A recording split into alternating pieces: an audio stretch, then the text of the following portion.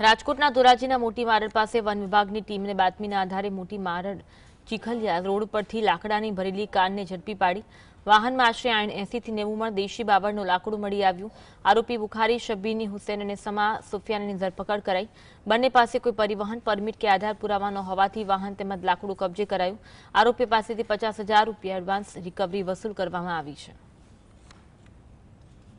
ચીખલિયાથી મોટી મારડ તરફ જતા જમણી બાજુ મોટી મારડના ખારામાંથી ગેરકાયદેસર રીતે દેશી બાવળનું કટિંગ કરી અને કોઈપણ પ્રકારની વાહતુક પરમિશન વગર વાહતુક કરતા બે ઈસમોને અમે અટકાયત કરી હતી, જેમાં બુખારી શબીર હુસૈન મોહમ્મદ હુસૈન, સમા સુફિયાન ઇકબાલ હુસૈન રહેવાસી નાગલખડાના જણાઈ આવેલ છે।